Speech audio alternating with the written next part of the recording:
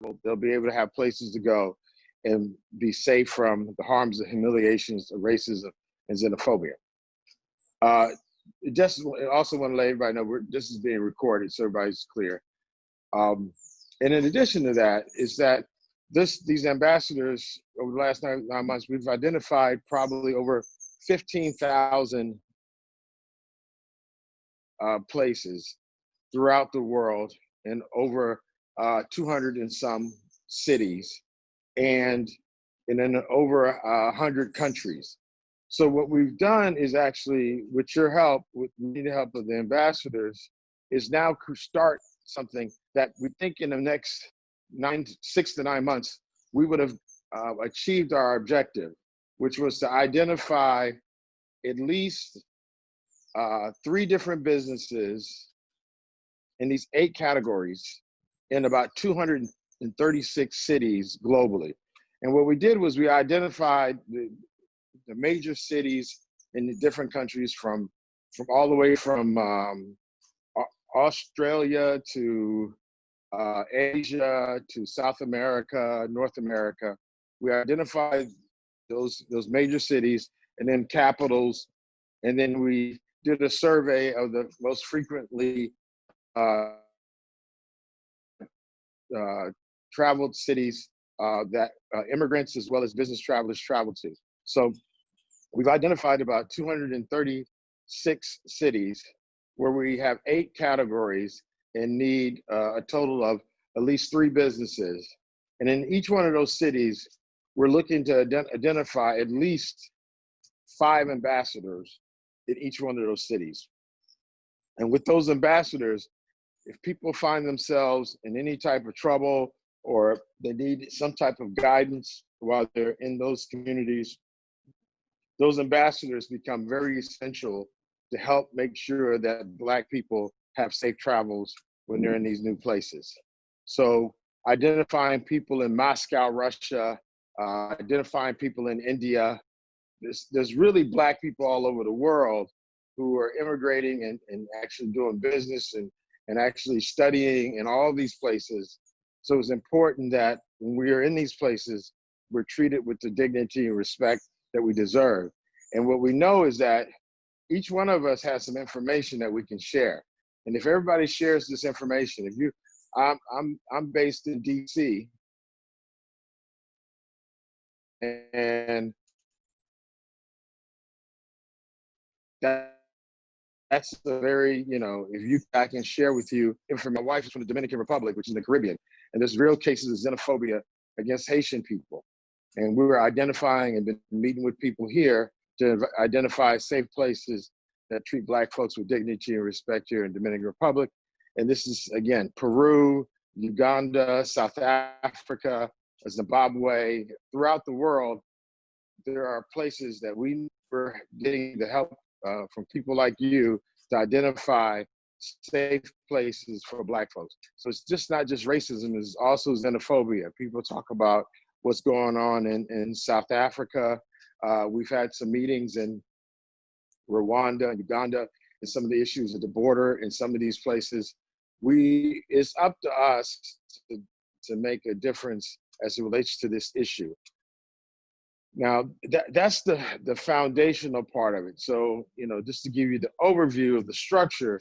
So we have in the structure, we have the website, ILoveBlackPeople.com as a resource where everyone can go and sign up, tell your friends, share as much as you can. The larger the community, the larger the movement, the more powerful it is. So when we're talking about 1 million people, being connected to protecting Black people from racism and xenophobia, 1 million people is a big voice. So the more people that we have the power in numbers. So it's important that we actually do that to create a space where we can leverage all of our collective interests, no matter what the issues are, be it if somebody's in Italy facing a problem and we have 1 million members, that becomes a very powerful voice to speak out for someone. And oftentimes people don't have the support of sometimes their country or their family can't support them. Having a nation of people who are connected for a cause of protecting Black people is very important to support that. And let me also say something about protecting Black people. Sometimes I have, I'm looking at some of the groups, and some people say, what about other people? And I say, I think we should always have humanity for everyone. But the focus of I Love Black People is protecting Black people from racism and xenophobia. And I'll be very clear. When I hear people saying they want to save the rhinos, I don't hear people say, well, what about bears? People understand that there's a group that's actually focused on saving the rhinos, and everybody respects that, or save the whales, or save the elephants. So there's a real clear case that for the last 500 years, that Black people have faced some of the most wicked, horrible treatment in the context of white supremacy ideology, colonialism, and imperialism, that if any group of people needs to be protected from these wicked things, it's Black people. So we make no apologies to say that it's important just as much as it's important with any other group or any other folks that have been attacked and endangered by an oppressive situation, that we should be very focused on protecting Black people from racism and xenophobia. And again, that's worldwide, and that's racism and xenophobia, no matter who is perpetrating it. That can be perpetrated by Asians, Europeans, or other Black people. So it's very important that what we're doing is understood to be very critical in the survival and the support of our community, and that we should never apologize, or it should never be seen as being offensive to say you want to protect Black people, when we've actually seen so many cases of Black people being murdered and brutalized and treated in ways that are less than humane. So that's our charge, and we do that unapologetically. In addition to that, this call, I just kind of want to go over the rest of what we're going to talk about. Just want to do a brief lay out the structure of I Love Black People, and then connect what we're doing in our mission to what's going on right now with issues like the coronavirus, and how those things relate to this movement and what we're doing to protect Black people from racism and xenophobia, and how they're intertwined. So I pretty much said an introduction and a mission. Like I said, our organization, let me give you some more. So I've been doing work on the continent of Africa since my first trip actually to Africa was I was in college at Howard University, which was in 1995. Went to Dakar, Senegal, Sheikh Diop University. Super amazing circumstance. Met my co-founder back in like 2007-ish, and we both went to historically Black college, Howard University. I went to Tuskegee at Howard University. And my co-founder and mentor is Mr. Christopher Mapendera, and he introduced me to, and been working on projects from ethanol to cotton to a host of issues. And one of the things that we realized when technology was, we were working through, because we're both engineers. I'm a mechanical engineer by profession. He's also an engineer by profession. And we said we needed to use technology to help deal with issues facing our people.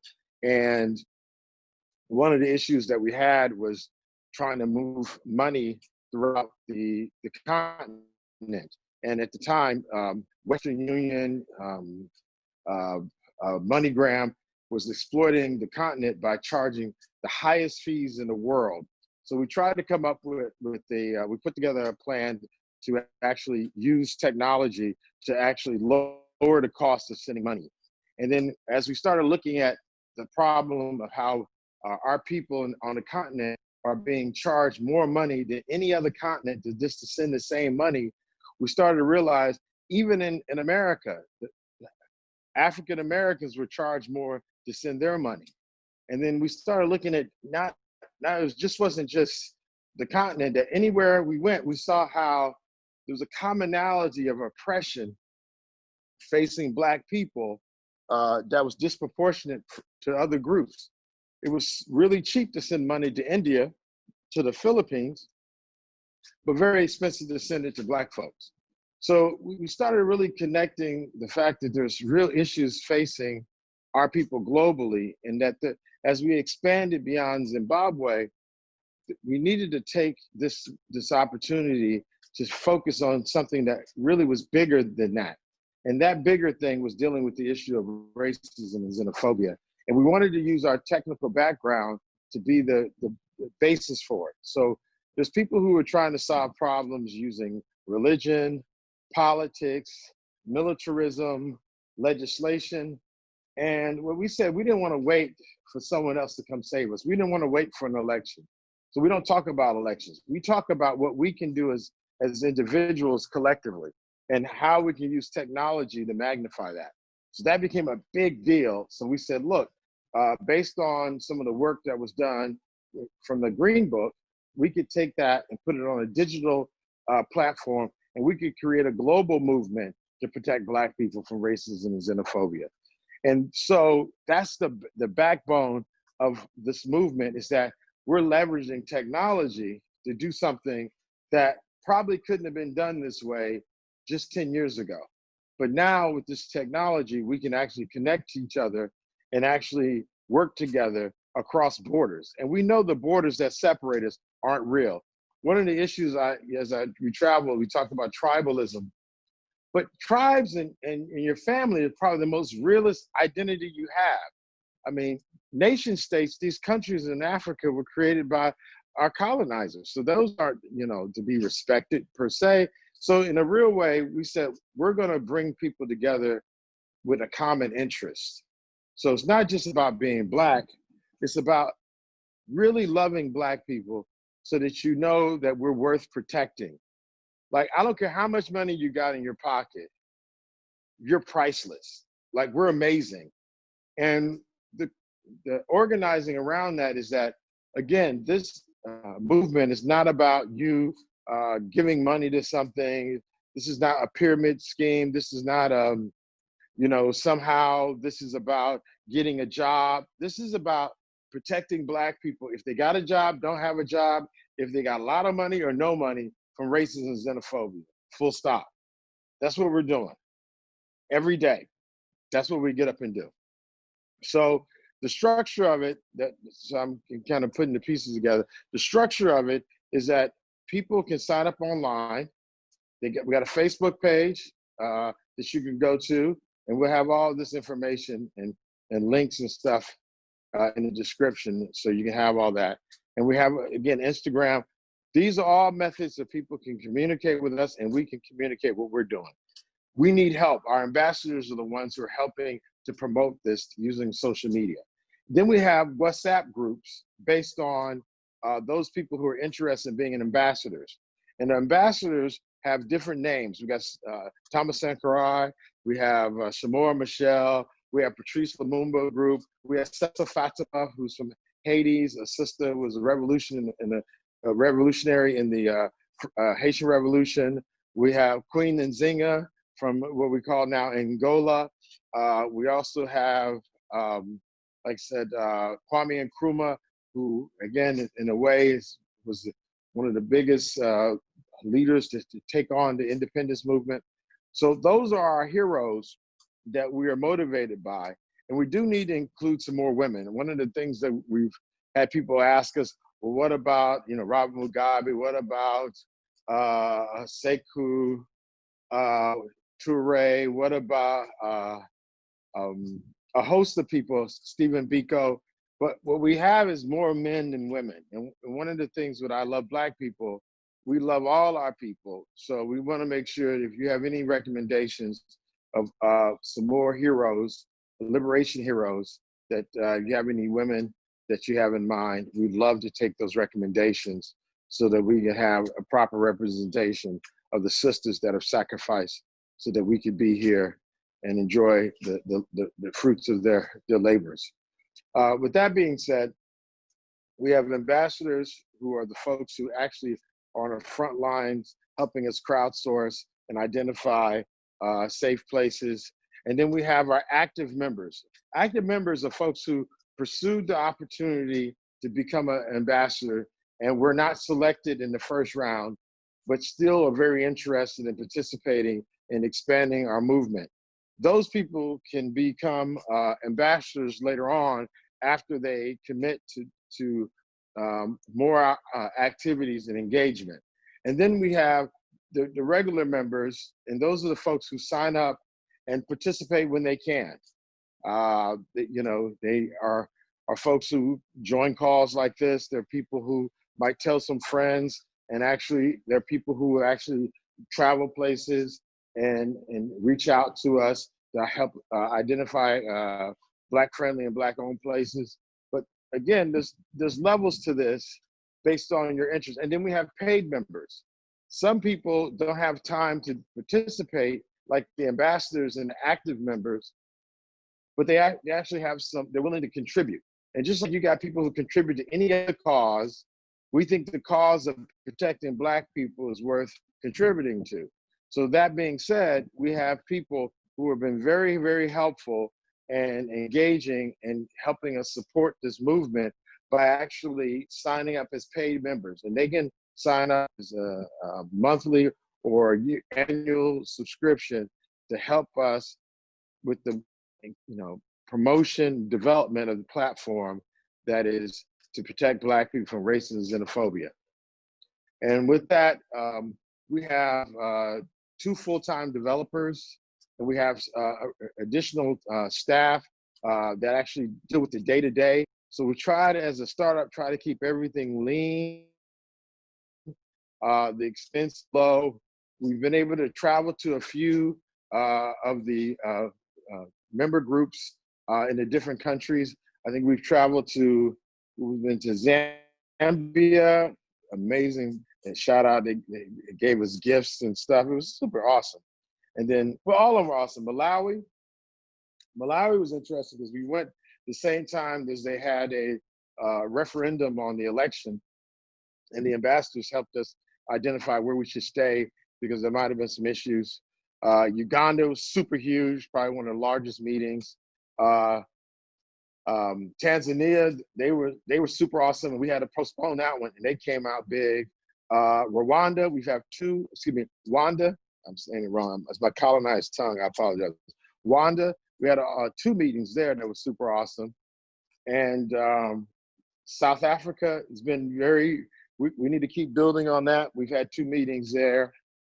And we're going to be going to West Africa as well as continue reaching out to other groups as we expand.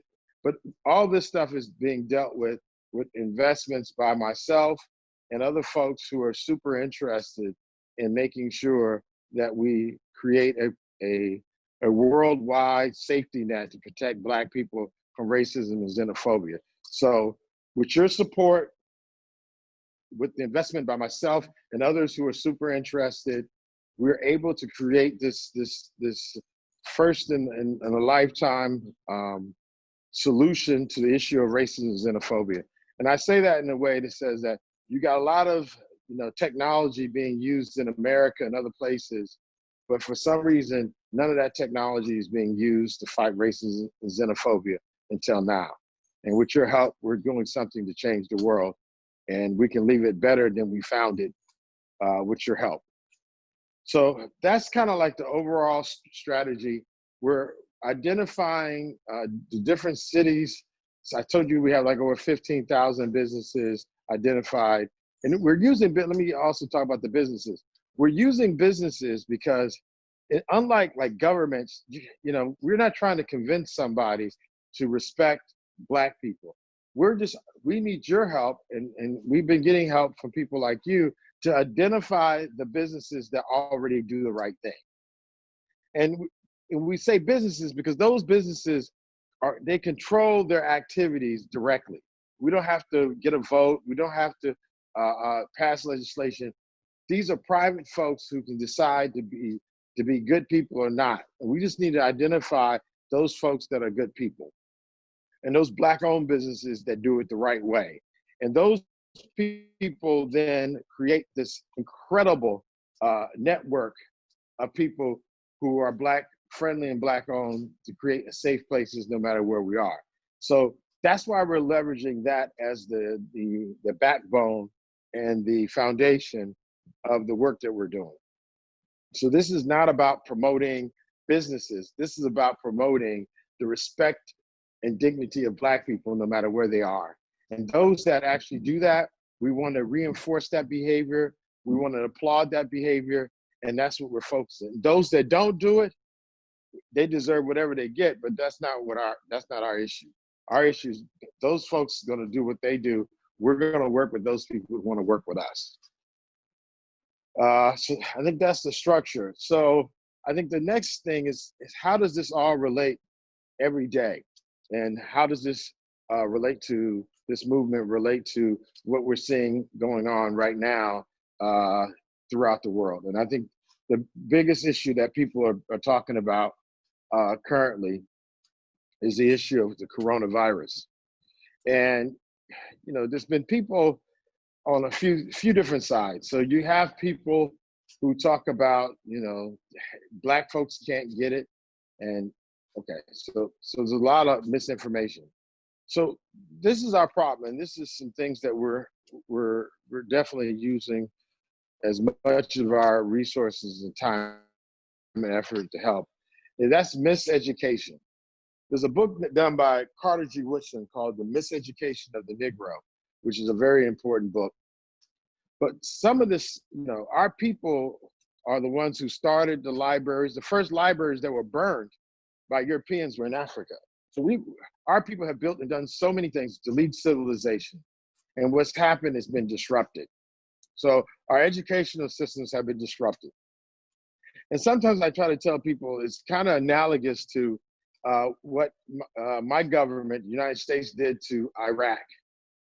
First of all, and this is an old story, but just you know, the latest version of it, one of the latest versions of it. It's always done, colonialism, this imperialism is always done often in a lie. So what was done by my government? Saddam Hussein had weapons of mass destruction. It was a lie. The same lie that they told about the continent of Africa, the continent of South America. We're coming to civilize them. So there's always like a lie that kind of act as a veil or an illusion behind the real motives, which are oftentimes to rob, kill, and steal. That's not me saying it because I want that to be true. I'm saying it based on the facts. Saddam Hussein didn't have any weapons of mass destruction. My government bombed, killed, and now they took the oil. Now, again, it was allegedly because of weapons of mass destruction, but literally the country has been destroyed. And if you look at it contextually, if you were a child in Baghdad, let's say 15 years old, and you looked outside, you saw how horrible Baghdad looked, and then you looked on TV or on your computer and you saw places like Paris, London, and New York, and your educational system is teaching you, and your education system is being run by the United States government, and it's teaching you how your people are backwards and don't have anything, and you're watching TV and you see New York and Los Angeles and London, you just might, as a 15-year-old kid in Baghdad, Iraq, think, hey, these other people are better than me. And you might aspire to say, oh, my people aren't any good. Look at Baghdad. Look how crazy it looks. If my people were amazing, Baghdad would be amazing. I need to go to New York. I need to go to these other places.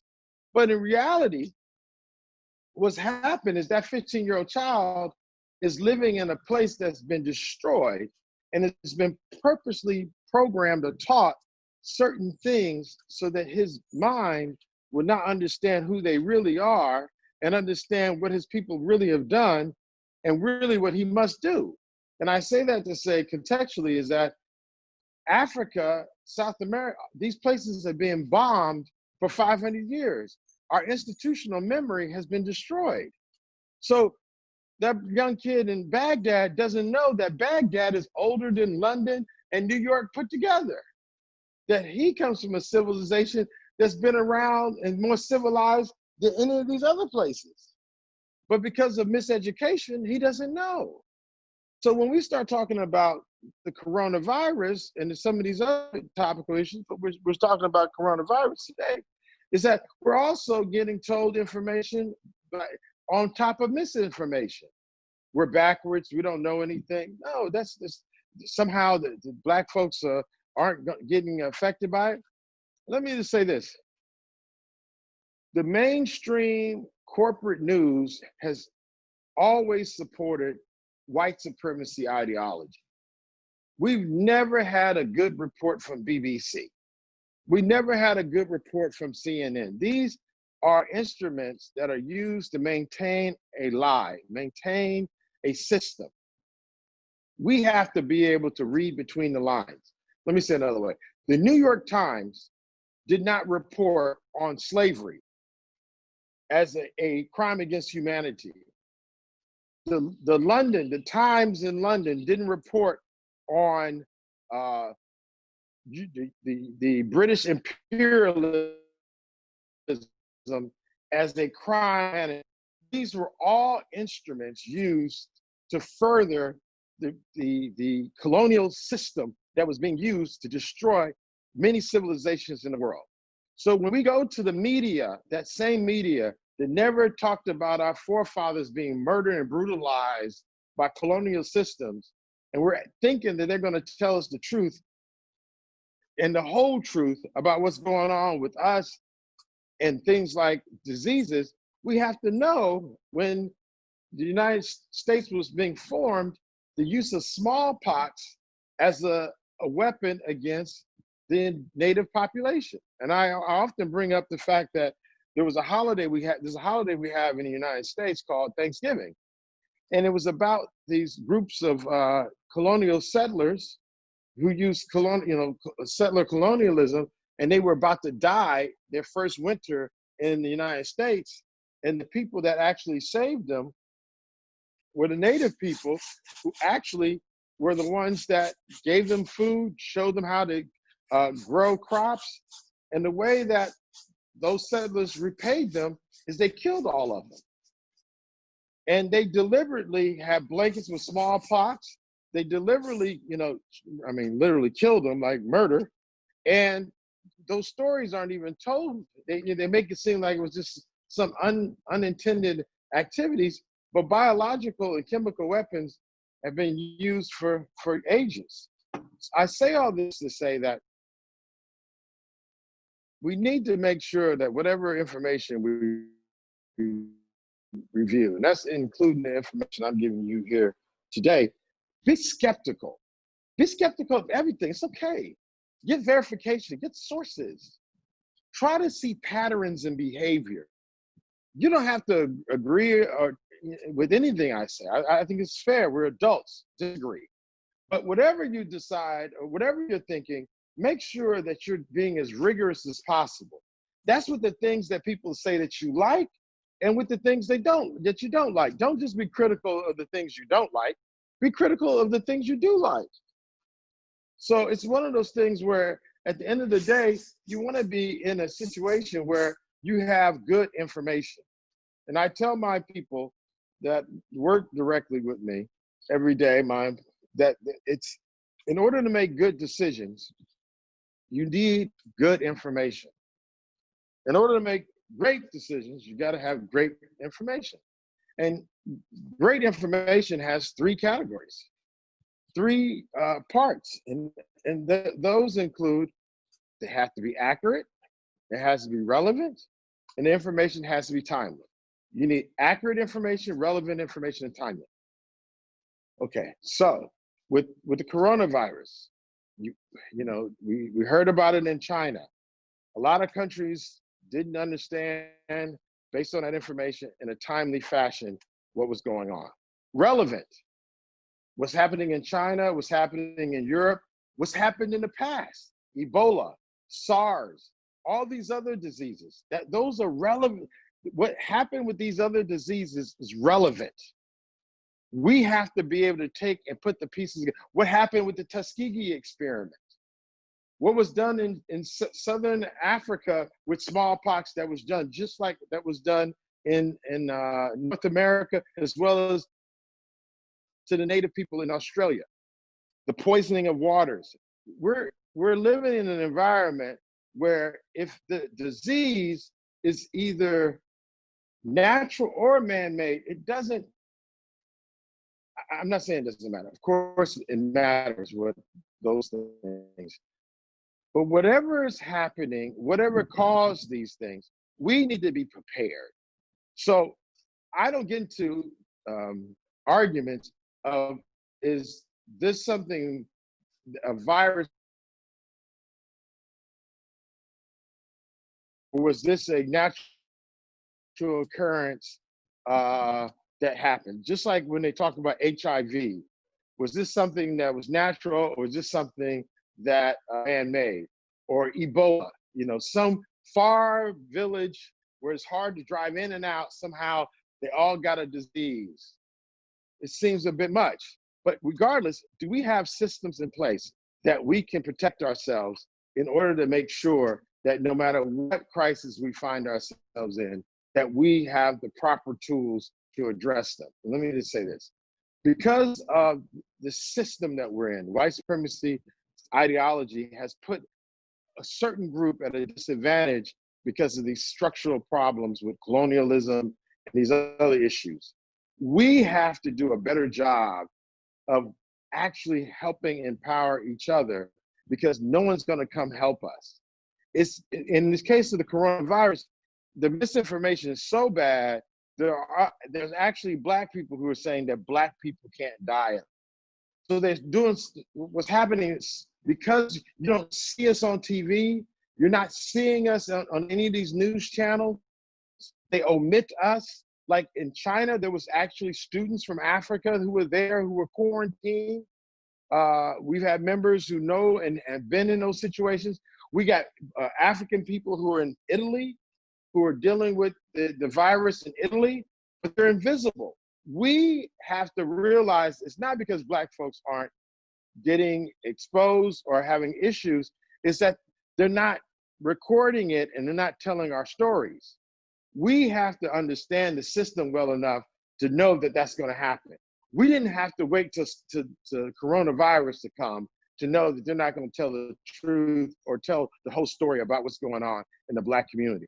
Without a virus, they don't tell the whole truth about what's going on in our communities. So we have to be super vigilant and clear that they're going to omit Black people. Remember, I said we represent 1.5 billion people on the planet, right? Europeans represent about 600 to 800 million. But I promise you, second to the Asians, they're going to have Europeans on TV talking about their problems and actually omit what's going on with us. And that's not to say they shouldn't talk about Europeans or Iranians or Persians or anyone else, but just know, if your concern is your community, your family, the mainstream media has never treated your family fairly. So they're not going to treat it fairly in times of a crisis. It's up to you to make sure you're vigilant in protecting your family and your community. And that being said, one of the key pieces of work we're doing is identifying Black-friendly and Black-owned healthcare providers. It's very important, and again, we didn't wait till there's a crisis to do this. We've been doing this for 9 months. It's important that we identify healthcare providers that respect and treat us with dignity and respect. It's important that we, no matter where we are, identify places that are healthcare providers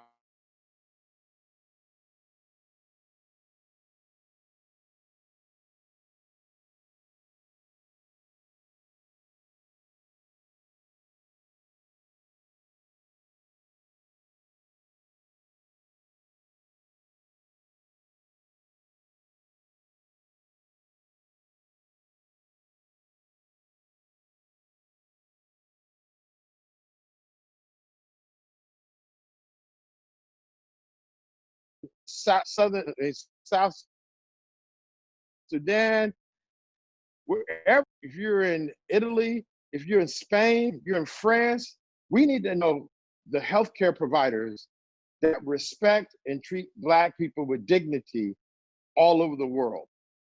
So if we're find ourselves in the health crisis, that we know where we can go and get the support that we deserve. But we can't wait till the crisis to start thinking that way. And praise God, alhamdulillah, we didn't wait to do that with I Love Black People. That's already one of our key pillars is healthcare and making sure we identify healthcare providers so that if and when something happens, you have access to people who know what to do and would treat you the way you should be treated. So in this moment, one of the things, and this is not the only thing, one of the things that we at I Love Black People are doing as a movement is making sure we're identifying these healthcare providers with your support, with your help, by you recommending these places. This will help protect our people and give them the right information about their quality of health as opposed to the wrong thing. And I'm not saying that there's places that will experiment on Black people, but we've had reports of organs, all kinds of things that you would never expect that are being done to our people. But if we got the proper healthcare providers that we can use so that we can make sure we're protected from people who would abuse us when we're most vulnerable, these are things that are going to help us create a foundation so that we can build on. And so this is not the last time there's going to be a virus. This is one of many. We need to take this as a sign that we need to organize and make sure that we have healthcare providers everywhere in the world that will treat us with dignity and respect, and that if there are places that are not in that are not that way, that don't have enough of those, that we then start organizing to make sure that we identify healthcare providers or become healthcare providers ourselves and organize our own clinics, organize our own facilities to actually act as those healthcare providers. Because we don't have to wait for somebody to save us. We'll save ourselves. It's good to take an evaluation, an inventory of where we are, who we have, who is already on our team, and figure out, I mean, it's just probably like, I know a lot of folks probably watch the Premier League. In the States, we don't watch soccer too much, but it's all to the good. If you got a weakness in a particular area, you need to fill that weakness. So we need to have an assessment of our healthcare providers, and by submitting and recommending healthcare providers on I Love Black People, just go to the website and recommend those healthcare providers. We ultimately pull out a map, and we'll have an updated map of the healthcare providers. We'll have that by Friday, and you can see all the places where we've identified healthcare providers, and you can help us identify more Black-owned and Black-friendly places so that we can identify the places that treat us with dignity and respect on the healthcare space. And I'm being very focused as an engineer. I'm not giving you philosophy. We all need to start doing that. No. Listen, we identify the healthcare providers, then those are places now that people are aware of, they can go, and then they can get treatment and help. It's very straightforward. This is not spooky. This is not by and by. We're gonna pray when as we open it. We're gonna leave with a prayer, but we're not gonna just keep it just with prayer. We're gonna do a lot of work in between. So in a real way, we're gonna make sure that we identify these places, and that by doing so, we can then figure out the areas that we need more help in, and we can figure out, does that mean we need to do something as a collective, or we just need to do a better job identifying? But at the end of the day, we're gonna make sure that we have healthcare that can meet our needs, no matter if it's a crisis or not. And we have not been focused on that. And that's one of the things that at I Love Black People, leveraging this platform, we can do by doing it for ourselves. Now, in addition to that, we're also gonna have, we're working with some self-care and like providers that are coming up with really interesting ways. Let me just pull this up. Interesting things that you can do yourself to help you in this crisis. We have some resources, and one of the people, we leverage her book. She uses we have, if you get notifications on self-care, her name is Anana Harris, super brilliant sister who has a practice where she talks about self-care, family care, and community care. And one of the first questions she asks is, what do you need? And, you know, as a people, we always are sacrificing for so many other people, doing things for our family, for our community, and we never even think about, okay, what do you need? What do I need? Sometimes we think it's a little too selfish to say that. But again, for your own mental health, for your physical health, we need to be talking about what do we need. So they break down a list of things for in your household, the type of financial support you need, mental, emotional support you need, things that you're doing for communications, a host of things that you need. Hello? Oh, there we go. So we're going to make sure we provide that information, and we're going to have a few, you go to our Facebook page, we're going to have schedule some Facebook Lives, talk about what we as a people can do as self-care, community care, as it relates to this virus and beyond the virus, to make sure that we manage our health as a community, as a people better. This is, again, the things we're talking about have nothing to do with governments as it relates to part of the solution. Whatever your government does, that's on them. You know, God bless all the governments, but at the end of the day, you know, the only thing that you control is yourself. So we're focused on the self and what we can do to help ourselves collectively get out of this issue with the coronavirus. Another thing that's really a big issue with the coronavirus, the stuff that we're talking about is solidarity. It's about how we stick together, not charity. So when we talk about, you know, coming together, identifying healthcare providers, working together as ambassadors, if somebody's in need, this is how we work together as a collective. It's called solidarity. This is not an NGO. We're not getting some European donors or, you know, to come in and save us. We don't have a savior complex. We're here to save ourselves collectively. We're going to work together and build something where we're now more powerful than we are if we're working by ourselves. So collectively, we can get there. But to get to the collective, the individual has to be empowered. If you look at any revolutions, any liberation struggles, it might have been a collective of people, but it started off with individuals saying, enough is enough. I'm going to stand up, enough is enough. And those people got together as they started realizing there was enough is enough, and they started working in cooperation. But just to be clear, there's never been a revolution where all the people participated. In most revolutions, it wasn't even half the people who participated. There's always a critical mass of people who've moved and made the changes that we've benefited in the world. And we have to be that change that we're talking about. And we're not trying to convince anybody. If there's people who don't think Black people are worth protecting, this is not for them. If there's people who don't think of, by us working together, that this is the solution, then that's fine. They can find something else to do.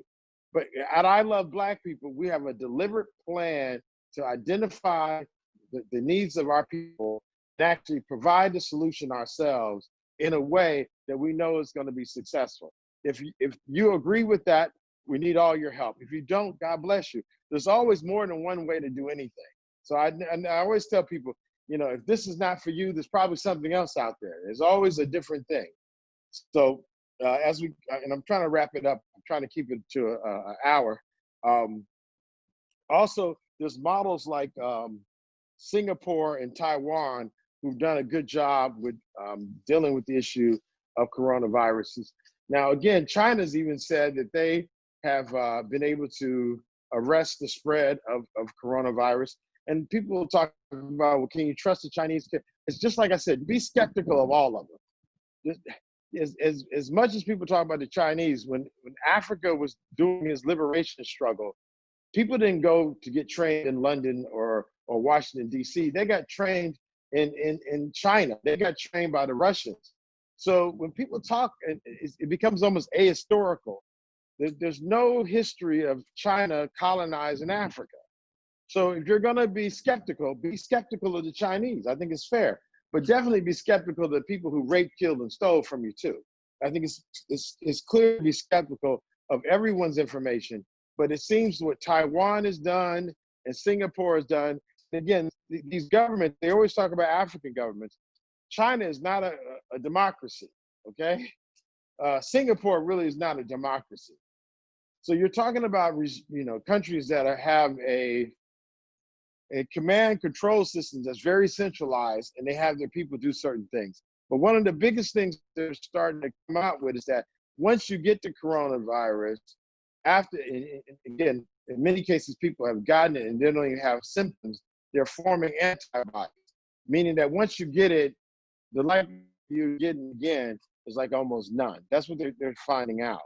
So, and then they're saying that it's actually hitting the older populations more so than the young. So there might be some explanations between why Italy's having such a difficult time, because they have a much older population, okay?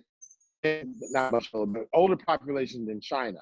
So if you're looking at communities where you have a high older population, you're seeing a disproportionate amount of those people getting harmed. And issues like underlying health issues, respiratory issues, issues related to cancer, you're seeing people harmed by that. But I think one of the promising things is that if people are developing antibodies, it's just like a cold. If you overcome the cold, you're probably not going to get that type of cold. It'll be another one next year. But that one you have now developed a level, I wouldn't say immunity for, but based on some of the research, you're developing a resistance to this form of the virus. What else we got? It said it took China 2.5 months to address the issue, to get it to relatively in control, if you can call it that. I think that's something to be aware of. This whole thing about how we work together as a community. Now they have social distancing. So I'm currently at our villa in the Dominican Republic. So there's my wife and I are socially distancing ourselves at our villa in the Dominican Republic. That being said, everybody doesn't have the ability to separate themselves in that way. I think one of the things that's important, and if you spend any time, and those that spend a lot of time on the continent, we wash our hands all the time before we eat and do things like that. So I think there's some hygiene issues that we, in the proper environment, we definitely execute well. We need to make sure that we're mindful of our elders and make sure that they're being properly treated. So I think as a culturally, as a people, as African people, as Black people, we do honor and respect our elders and hold them in high regard. And I think a part of that is making sure that they are safe and that they're being tended to. I know oftentimes people have their elders in the rural areas and they come to the city, but we need to make sure that we're providing a safe space for our elders to make sure that, since they're a part of that demographic of the vulnerable people, that we address. So I think in closing, I want to make sure that there's a couple of things that we were saying. We have a checklist that we're going to be providing that can help you identify not just things that you can do for the coronavirus, the things that we can do every day to protect our health, protect our communities from any type of invasion, any type of something that's attacking us. We've been dealing with the virus of racism and xenophobia, which means that anytime something goes wrong, it can become a heightened problem for us, because we already have people omitting us from the TV, not showing us, and doing things to undermine who we are as a people already. It's important that we're super aware and do a better job. And I say, even when you're looking at the information, you look at the Western press, look at your local press, and also look at some of the Chinese press.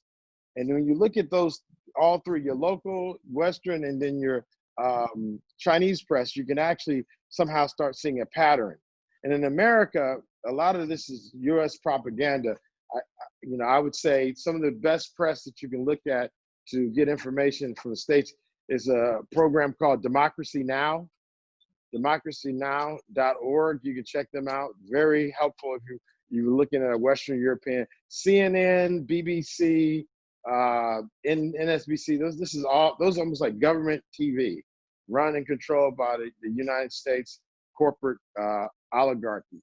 But stuff like Pacifica Radio, Pacifica is a pacifist radio network, very helpful.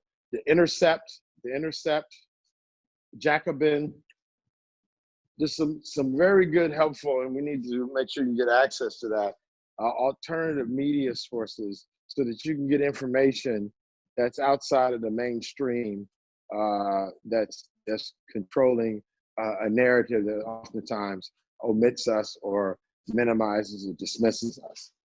And then two, making sure that beyond that, we're actually using your time and energy to identify so education, getting the information properly, also identifying these healthcare providers. It's important that you take the time on our website. If you got a good doctor, a good clinic, please let us know about it so that other people can know about it, no matter where you are in the world. It's important, and I think we don't do this enough. Oftentimes when folks leave the continent and move to Europe or the United States, people look at those people as the ones who are successful and they expect them to be helpful. But what you don't know, a lot of them people who moved out are working about 12 jobs and being treated horribly. It's really up to the brothers and sisters that may have stayed home to also try to be helpful to their relatives and friends who left, who were being subjected to some of these situations. So if you can leverage those relationships to identify safe places, even in Europe, Asia, the Middle East, North America, be very helpful. And lastly, next week, we're actually putting together a Pan-African introduction. Some people still are asking for more information, more books, more access to information that could be helpful in making decisions and analyzing how we solve the problems around us. And we're looking at putting together in upcoming weeks a Pan-African class that will allow you to kind of get access to information to help you understand how we're connecting these dots and how we're putting together this movement.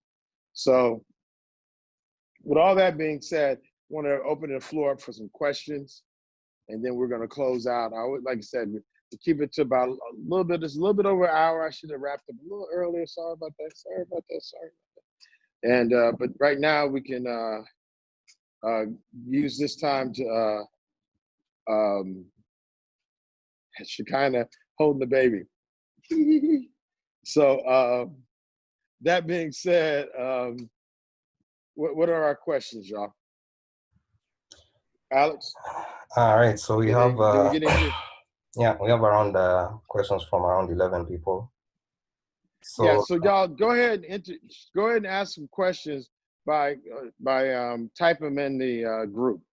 We do that because it makes it more organized. When you got people from all over, it's sometimes difficult to manage if everybody's talking at one time. So the reason why we've done this format, we've done other formats, and it ends up being so many people who have really amazing things to say, but it becomes very difficult. So when we have the questions written, even if we don't have the right answer, we at least have the information there so we can at least do a follow-up so that people can better understand what we're trying to do and how they can participate. So in a real way, it's great that if you have any questions or things I've said, please put them in the group chat. All right, Brother Wafula. all right, so first up we have the Duke. So his question was where's Duke from, dude? Does say where when you put the question, make sure you put where you're from so we can get a shout out. We can do a shout out where you're from. Because Duke sounds like a European name. I don't know where that's from. I hope they didn't colonize your people like mine. My last name is Skinner. Do I look like a Skinner to you? They done took our, look, we lost our names, we lost our language. They said by the way we act, we even lost our minds. So please, if you have indigenous African name.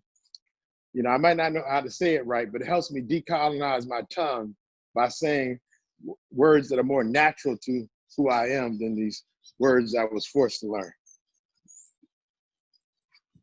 I'm sorry, Wafula, I just go on a tangent. Go ahead, Brother Wafula. What was the question from Duke?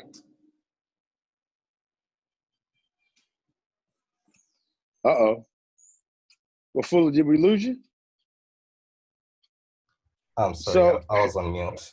You're on mute. I'm about to say, look, our office, we have a team in Kenya, a team in Zimbabwe, and a team in the United States. Sometimes connection can get a little tricky. I apologize. Go ahead, Brother Wafula. Yeah, so Duke was saying, don't you think some folks use the statement that Black people can't get coronavirus because of melanin? Oh, listen, our melanin is so amazing. Our melanin is not just on the outside. Our melanin is on our organs. Our melanin is why they be robbing our bodies of the organs. Now here's the tricky part, though. So you got Ebola, you got HIV, you got so much biological issues going on that somehow just happen to focus on us. And now to say that they came out with a virus that doesn't affect us, all I'm saying is, if you believe that or not, you need to be vigilant. Don't be silly. Don't get caught up in, we don't believe in some Black superiority silliness. At the end of the day, no matter what is out here harming folks, the question you should be asking yourself as a reasonable adult is, what am I doing to protect myself, my family, and my community? So I don't let people tell me, oh, Sinclair, you're so strong that you're not going to get sick. I'm worried about my wife. I'm worried about my family members and my community. And whatever I can do to change and affect an outcome that I can control, I will. I'm not going to let people start telling me about this, oh, you could never get it. And that's when you start getting it. All right, so Sorry, guys. next So do you up, understand the point I'm making? My point is, again, if there's differences in how the demographics impact the spread or the death rate, meaning that Black folks can get it, but they're not going to die. All those things, what are we doing to protect ourselves from a negative outcome, be it this corona or Ebola or HIV or anything else? If we start thinking about it for the long term and short term, then I think we'll get it. If we go from crisis to crisis, like we've been doing, instead of saying, let's stop, how does our healthcare look in our communities? What can we do collectively to address that? How do we help each other so that if we do get, when there's not a virus out there, how do we make sure that our people are healthy, physically and psychologically? We're not active in that. We think someone else is going to make sure we're healthy. We're thinking someone else is going to make sure that we're not crazy. But if you look at what Black folks have been going through for the last 500 years, we all should be crazy. You just think about it. You go through an independence movement. You done fought these folks that have been devilish and wicked and raping. Like, in South Africa and in Southern Africa, they got a group of people called coloreds. They raped so many Black women, so many African women. They got a group of people called colored, and they then came up with a policy that colored people only could marry other colors. Listen, if you go through something that wicked and don't think there's a psychological health issue in these communities, that just shows we are out of our minds. So the point is, what are we doing between crises to focus on our health and maintaining protection to help us heal each other? Because they say hurt people, heal people, help people. We need healing. So if it's the fact that you think Black folks can't get it or can get it, there's going to be a disease that all of us are going to get, and we need to be prepared for that. And if we use this moment to do that, well, thank God. So it's one of those things where, again, I think we have to be more sophisticated in our approach to this thing and say, hey, whatever the circumstances, we can't allow ourselves just to be victims. We have to do something to protect ourselves. And this is a great moment to do that. All right, what's next? So next I'm going to combine questions from Benedict from South Africa and Apollo from Cameroon. So they're basically asking, how does one become more involved, like being an ambassador? And they also seem like they're not aware if there are any ambassadors in Cameroon and South Africa. Yeah, so we do have, we've had 2 great meetings in Soweto. No, we had one in Soweto and one, I forget the name of the little like suburb of South Africa, Johannesburg. We've only been in the Johannesburg area. So we definitely still need more ambassadors. Like I said, we want to get at least 5 in over 36 cities. With that being said, they just need to go to ILoveBlackPeople.com. How you can get more involved. I think one of the issues I've seen, and I love our people, and I think some of us, we get so excited to be around other Pan-African, around other people who love Black people. And I get it. Like some of us live in like, I love Black people deserts where there's nobody who loves Black people. You could be in a country that's all Black and people hate themselves. They're bleaching their skin, they straightening their hair, they trying to defeat, all kind of things. And I get that. So when you get into a group of other Black people who are loving and supportive, who know the truth, you get excited. Like, yo, I got some other folks who get me. Like, I ain't crazy. I ain't like the Black extremists. I get that. But we have a very focused mission.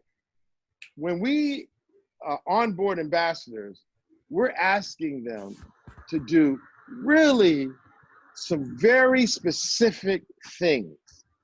And when I say that is we're asking them to promote what we're doing, help us crowdsource and identify Black-friendly and Black-owned businesses, because those are the safe places that we're using so that when Black folks are there, they can go to those places and get treated the way they should be treated. And we need people to help us identify other ambassadors who are willing to do that. So promoting, identifying these safe places, and identifying other ambassadors, that is what we're super focused on. We need to get at least 5 ambassadors out of these 236 cities. These are definite goals. This is not, we're trying to just save the world. Well, what does that look like? I don't know. Maybe everybody have money. No, we're very clear. 236 cities, 8 categories, 3 at least businesses in each category, and 5 ambassadors. That's our goal. So we're super focused on what it takes to get there. So we'll get conversations about Muammar Gaddafi or what some Europeans said about Black folks, or what I think the latest was Vladimir Putin said. Look, we're gonna have people saying all kinds of things. But I don't know if y'all are familiar with like little kids when they're playing soccer, what y'all call football. Little kids play soccer. When the ball goes somewhere, they go run to the ball. When the ball goes somewhere, they go. We're not doing that. We're not running for balls. We have a plan and we're going to execute it.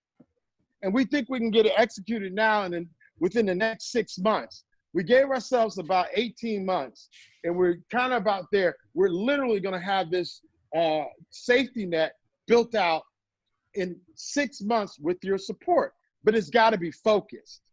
That's why we're saying the coronavirus is important and that we got to be vigilant, but we have to be vigilant about our health every day.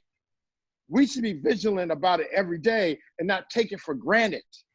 So in a real way, we're going to make sure that we focus on healthcare providers because of the coronavirus has brought that to the forefront. But let's be very clear, we should be concerned about our health every day. Our lives matter, and they should definitely matter to each other. No matter how wickedly we've been treated and minimized and dismissed, our health is important. We can use this movement to make sure that we protect that. So in a real way, when we say we need people to help, it's a very focused thing. It's not, we're just trying to make Black people happy. No. We're trying to create a place where there's not one city in the world where Black folks go and they can't find safe places where they're treated with dignity and respect.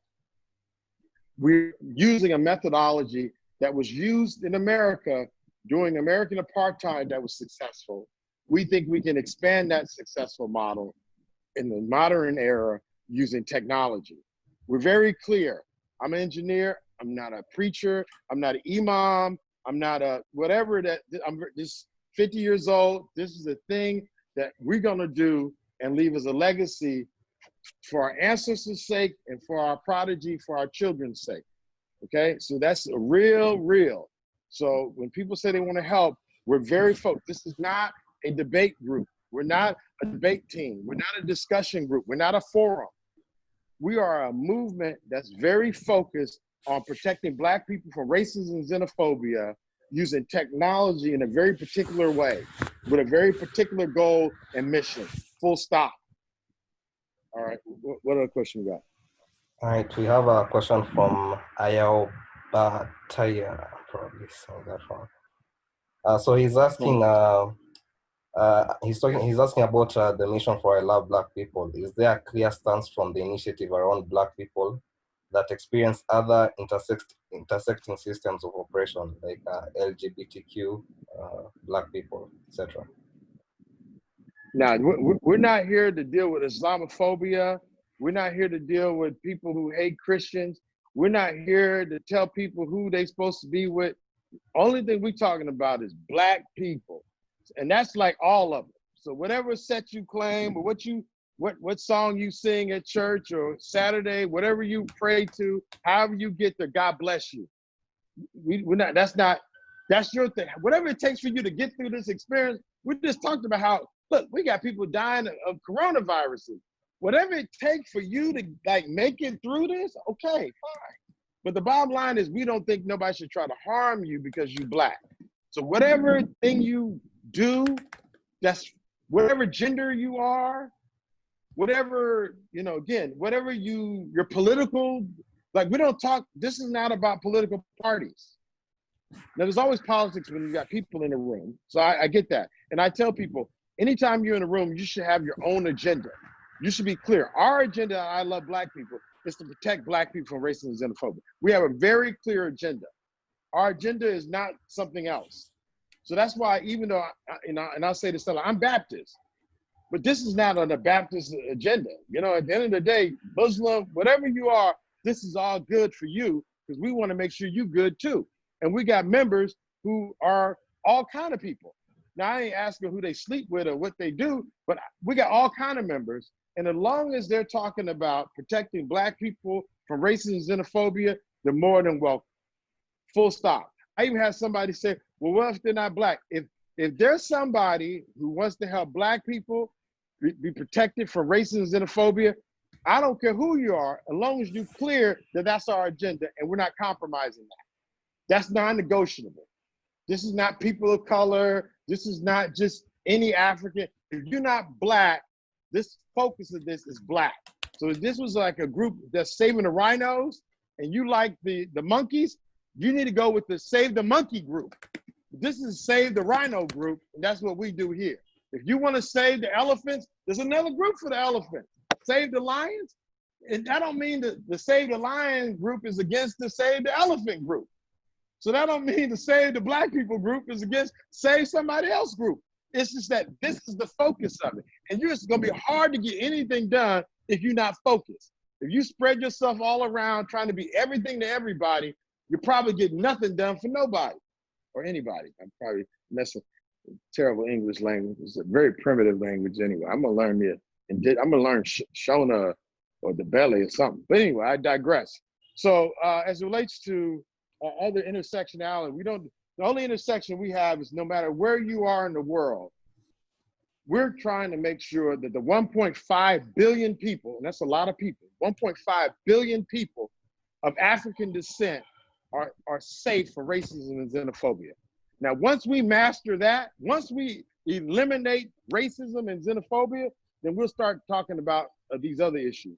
But until we've ended racism and xenophobia, we got plenty of work to do before we do anything else. All right, what's next? Yeah, we have a question from Ayana Free, who's asking, What do you think kids can do to learn more about what you're doing? I'm 11 years old. I got my wife with me. My wife. Okay, baby. All right. You said my wife. This is my wife, right? She was helping me out. All right, I apologize. Say the question again. So it's a question from Ayana Free, who's asking, what do you think kids can do to learn more about what you're doing? I'm 11 years old. Did I curse? How about I didn't curse on the group? I promised Shekinah I wasn't going to do no more cursing and loud talking, y'all. That's one of my problems. I'm working on it. I'm sorry, Shekinah. If I did embarrass you on this call with any cursing, I made a promise. 11 years old. Okay. So 11 years old, pay attention to your parents. I don't even know how to say it. Look, my mom and dad are still alive. I do what they tell me to do. No, I think the biggest thing is to read as much as you can. I think when you're young like that, I think the biggest thing that I've learned is you got to dream big, and you should try to learn, read as much as you can. One of the things that we're developing, I just said that we're going to have a Pan-African class. You definitely, even at 11, you can try to, and I'm sure you're super smart. You can participate in the Pan-African class. And we're going to come up with a book list for a book club. Now, we have a green book that we created, the Global Green Book. You can check that out, where we're talking again and explaining how we're doing the work we're doing. So that's a good book to read, the Green Book. And we have a book club that we're putting together. And I think, have they read the Black Student Guide to Positive Education? We have a book that we use as an introduction to for our people who want to become ambassadors. And it's really a good survey book because it has a lot of books that it cites in its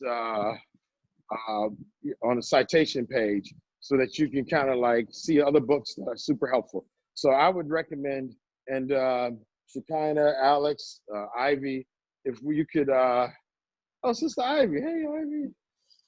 Okay. Okay, so it'd be good if we get this young person that book, A Black Student Guide to Positive Education. If they read that book, I think that'd be a good start. There you go.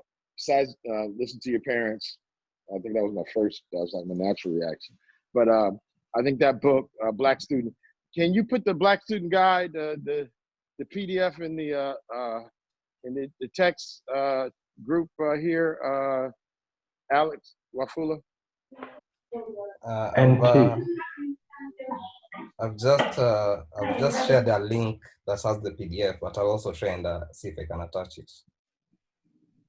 Well, yeah, the link, yeah, that way they can go to the website. I think part of everything we do, we should link and get people to go to the website so they can see the other resources. So that's good. So have them go to the link to the book on the website so that everybody can get access to that resource. All right, what's next? All right, next we have a question from Emmanuel Davey.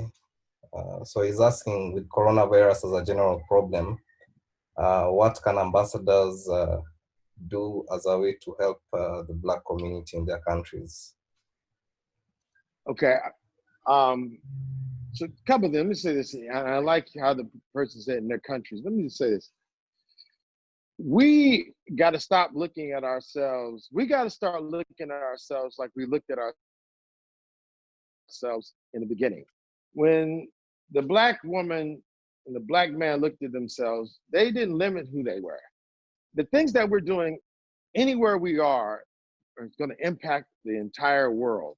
So that's what stage we're on. We're on a world stage, not just a local stage. So let's be clear on that. That's how powerful we are as a people. What I said very clearly is that we've done a poor job in identifying healthcare services and providers because we've not paid attention to our physical health like we should have. Diabetes, and I'm one of them, I'm doing better. We all are doing things that are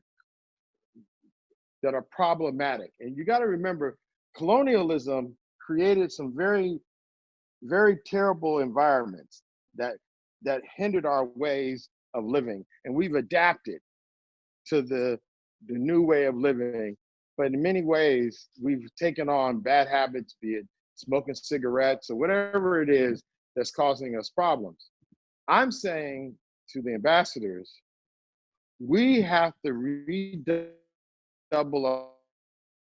our efforts to identify friendly Black healthcare providers so that when people come to I Love Black People, they'll be able to know where they can go in order to get real help and not fake help. For those who think this is a diabolical plot, or those people who think that Black folks ain't taking it seriously enough, we need to have good information. One of the places we get good information from is identifying really good Black friendly healthcare providers. If we have those, then we can reach out to them and they can give us good information so we can make good decisions. And what we have to do, and we need the help of the ambassadors to do, is identify these healthcare providers that will give us good information. And I think it's important, and I think we've done some of this on our Facebook group, but to do more in giving resources to help make sure we identify information that's accurate as opposed to that's not true. So, and another thing, the last thing, ambassadors need to do more reading. There's a the South China something. There's a few different, and we'll put this out there. We'll put out some resources so that people can start doing their own good research. One of the things that I always try to share with folks is that we want to empower everybody to help themselves. Our ambassadors should be a resource for people to help themselves and to work and show them how to work collectively. But the individual has to feel empowered first. Before they can do anything, they have to believe they can do something. So for the ambassadors, I think the low-hanging fruit is please continue to recommend these healthcare providers. Get the information from as many sources, be skeptical. And I think coming up with some methodology to help protect our elderly is something that'd be helpful. I think, and again, I'm not just saying that just for this situation that we're in. We probably need to share information about how do we protect our moms and dads and grandmamas and uncles. I know, we need to be talking about how we protect our elders anyway. So that's why I'm saying the coronavirus is going to go away. When I say go away, there's going to be something else. We're going to get through this. The question is, are we going to learn from this what we needed to learn from it so that we'll be better prepared for whatever happens next? That's up to us. We started this meeting with a prayer. We're going to end it with a prayer. But in the middle, we're going to be doing a lot of talking and working. And we're going to do a lot of that afterwards. All right, what's next?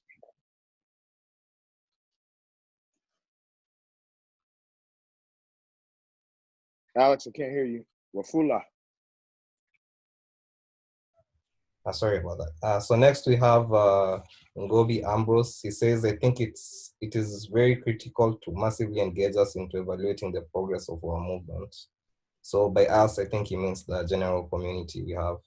So he's basically asking what measures are being taken into involving the community in tracking the movement's progress. Oh yeah, we're very clear about tracking. We maintain a database of all the identified safe places and the demographics, where they're located, who recommended them, and what type of organizations there are. So I'd say at least on every other week, if not every week, we post the status of where we are as it relates to the movement. Alex, can you post that in the group, the latest update? All right. The graphic you did, can you do a link? Let me get one. Yeah, so we keep, so this is, we're not just in the dark with this. When I say we got 15,000 businesses and the number of ambassadors that we need, all this stuff is being tracked. We're engineers. We're not, like I said, we're not rabbis. We're not, this is not prophet so-and-so, not knocking anybody's prophet. This is really about a methodical, mechanical logistical, digital methodology to solve a problem of racism and xenophobia. That's what this is. So everything that we do is data driven and is measured, full stop. All right, what's next? And we can provide it for you. And it's transparent. No one's trying to hide how many members or how many, where this is, but we don't give up people's information. When I say that, we're giving where people are, but not who they are. So we're not giving that information. All right. Then next we have Victor, who's asking what can organizations do to get involved with the movement? Well, you can tell more people. I think the biggest thing is collaboration is definitely what we're about. Again, we're not trying to be every solution to everybody. We're literally have one particular solution, and we'd like to collaborate with as many people with that solution as possible. So that being said, we have a resource page where we include different organizations that have the same interests as we have to protect and love and protect Black people. So if you got an organization, we can list it on our resource page. We'd love to have you promote us, to your members. You have your members come and use our resources. If they're traveling or if they're in a new place, they can reach out to I Love Black People. We think that the more, what we realize, the more organizations, more people involved, the stronger we are. And that's an important part of this. So let's just say one of the issues, we were in Uganda, and they were talking about how some of the citizens from Uganda go to these Asian countries and they say something bad happens to them. And sometimes the family doesn't have enough money to bring the bodies back. But the ones that do, sometimes they're missing organs. And there's certain bad things that are happening to people. First of all, what we're doing on the application, and if you all get a chance, go to, if you have an Apple store, go to the iOS and download I Love Black People. And what we're putting together is a button, like an emergency button, where if you're under attack somewhere from xenophobia or racism, you can hit a button and it sends a message to all the ambassadors in the area. So that if you're being under a xenophobic attack or somebody's trying to hurt you and you're in Taiwan or Thailand as an African immigrant, all the ambassadors in that area will be notified if something's happening to you. And because we're using GPS, we can locate you so they'll know where you are and where it's happening. So in a real way, there's things that we can do to protect ourselves or to help ourselves that we don't have to wait for the government to do or for bad people to start acting like good people. We just need to prepare good people and give them the tools to help other good people. So with that being said, we definitely want to have as much help from groups and make sure that we're leveraging the technology. Hopefully the group can, again, work with us in spreading the good news of the mission we have, and we can collaborate on the areas that we both have an interest. All right, what's next? So next we have Jeremiah Kibuga, who's basically asking what measures we are taking to ensure that there is no racism and xenophobia all around the world, and what will happen if people who join us are not able to make a huge impact within the program. Well, let me say this. There's levels to this. So those who are super impactful ambassadors, those who just want to be members and help out and use the resources when they can, cool. People want to be paid members, great. People want to be active members, super. We have meetups and things. I think we know everybody is at a different place in life. So we don't, this is not like judgment. This is not like, oh, you got to do this. You got to come to church every day or, what. This is wherever you are, we all have something we can contribute. So do your best you can. And we wish you well, period, full stop. As far as what are we doing, again, as it relates to eliminating racists, we're not a violent organization. So we're not going after racists and doing something to them, xenophobes. What we're saying is we're going to protect those folks so they don't even have to experience a racist person. Let me give you an example. In America, the United States, one of the most racist, difficult times we had was trying to catch a cab, catch a taxi. What would happen is that if you were black and you're trying to catch a taxi, the taxi would be racist. Even if they were black taxi drivers, they wouldn't pick you up. They would only pick up the white folks. Then they came out with this technology called rideshare, where now they pick you up, and they already got their money, they already know what they look like. And in a way, it made a lot of that racism that the taxi cabs were doing obsolete. Let me say another way. Are taxis still racist? They might be, but I have an alternative. I now use a system that does not require me to go to those folks for anything. I don't have to see a taxi ever again in my life. So if they're racist still, you know, I pray that they get what they deserve for their racism. But as it relates to me, I have an alternative. What we're trying to give Black people is choices. We don't have to be victims. We live in a world now where there's no reason where we should be funding racists. When you're in these places and you're spending your money, there's no reason why you should be paying some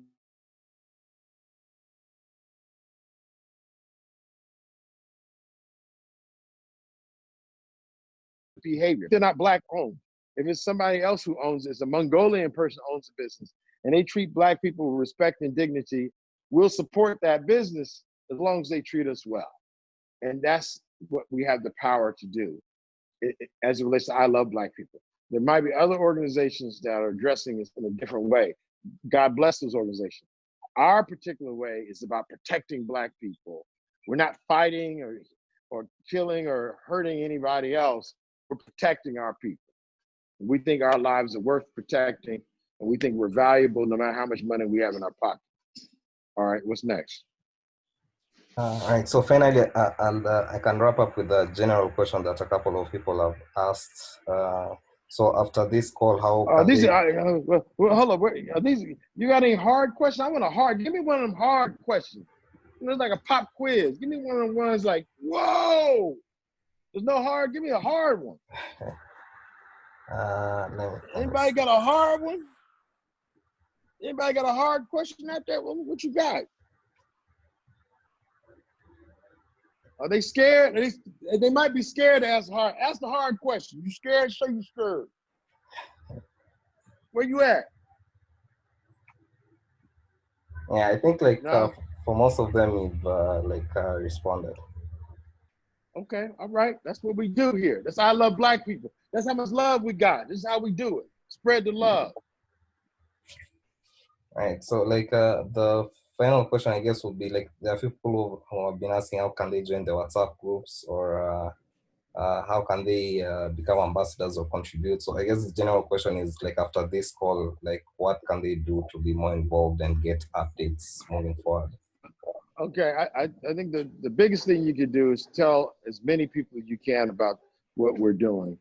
And at this moment where people are concerned about the coronavirus, we need to focus on healthcare.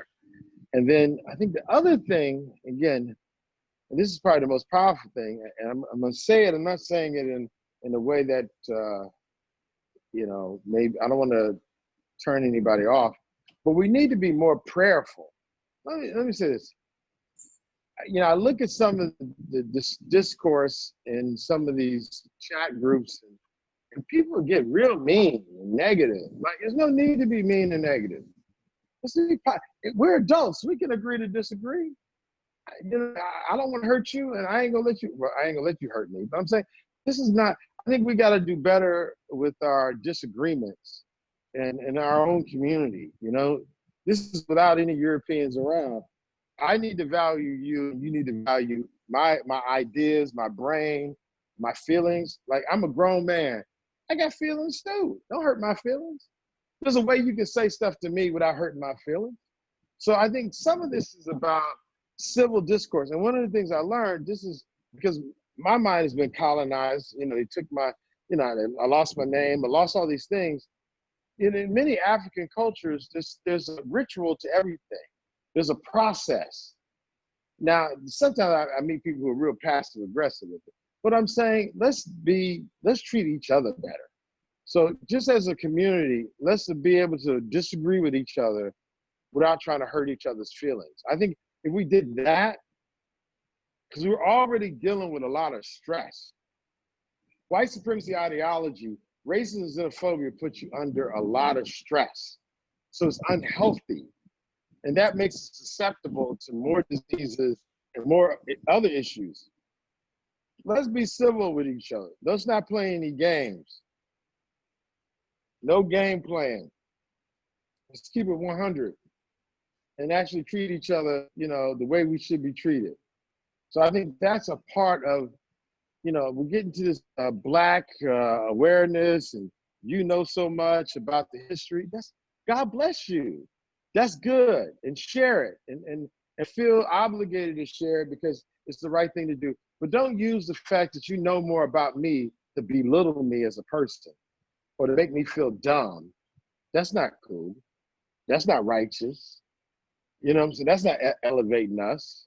So, and I noticed that, you know, and I'm 50 years old, but even, you know, folks who, you know, they learn about Jesus, they get saved.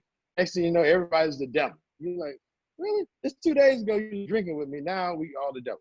Or somebody becomes Muslim. Next you know, everybody's a kafir. My point is, whatever enlightenment that you receive, if you realize that white supremacy is real, you know, don't call me a slave. Help, you know, take what you learned to make the world around you better, not worse. You know what I'm saying? If you have an indigenous spirituality and you're not tied to any of these Christians or Muslim, if you have use that light that you connect through the ancestors with to lighten my life. But don't use it to be mean to me and make me feel like I'm an idiot. I mean, I think that's some of the things that I've noticed, that as a whole, being aware and being, you know, in the knowledge of 5%ers who know so much, we don't do enough to be kind to each other. And that's even with men on men. You know, I'm not talking about anybody's orientation. I'm just saying, you know, it's okay to say I'm sorry. It's okay. My bad. You know what I'm saying? I made a mistake. I'm sorry.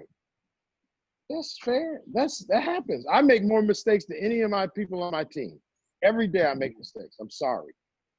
And I'm gonna do my best. And sometimes I make them again. So I think some of this is some of our basic humanity gets lost when we get caught up with these institutions and systems. And then we just need to get back to that, just treating each other better. So again, and that's the only thing you can control anyway. I can't control if the United States is going to weaponize another virus or whatever that is, but I do control what I can do. And I can treat you kind. So whatever happens, you remember that. And people tell you, this is one thing that Maya Angelou said, the sister was a poet. She said that people may not remember your name, they may not remember what you say, but they'll remember how you made them feel. Remember that. They're gonna remember all these words I just said, but how did the person make you feel? So in a way, these are things that we can control. Let's do our best at doing it. I know that didn't answer the question the way that, you know, hey, do these 3 things, but these are some of the things that I've noticed, that people get so smart and so, you know, enlightened that we lose our human touch and kindness, which is probably something your mama taught you at 2 or 3 years old. And so I think that's probably more important than all this other high-level talking. So with that being said, I think it's best to end it with a prayer like we started. And after this prayer, we're going to do some more work. Shekinah, can you lead us in a prayer? Yes. Okay, let's pray. Mwari ndoda kutendai nenguva yatanga tinayo pakati pedu. Ndoda kutendai Jehovha mutsvene nekutitendera kuti ungane chiva sefamily. Mwari ndoda kutendai nezvese mutsvene Jehovha zvanga zvitaura pakati pedu. Mwari ndokutendai nekuti kuchengeta mutsvene takasimba mutsvene Jehovha ende tiri stronga mutsvene. Chiitai kuti movement inoyi iendere kumberi ende vanhu vakawanda vauye mutsvene Jehovha nekuti kuwanda kwatinenge takaita ndokukura kwatirikuita ende ndokuva stronga kwatirikuita Mwari. Tichikomberai mutsvene pazvose atinoita Mwari kuti ungamire mumwe nomumwe kunyika kwake mutsvene kwaari mutsvene Jehovha aite zvinhu muzita raJesu Kristu. Amen. Amen. Well, all right. Woo! And that's another one. In the books, this is what we do. I love Black people, day for day, no parole. And we're here, and we're going to be here for you, for your family. We're the ones we've been waiting on. And I don't think I got anything else to say. I'm out. God bless you. I am because we are. And we do the lowercase I and the capital W-E because the I ain't as big as we. And we always capitalize Black because we're not talking about a color, right? We're talking about a movement of people. So in a real way, we always capitalize the D. So thank you guys for taking this time out of your wonderful busy schedule. God bless you and your family.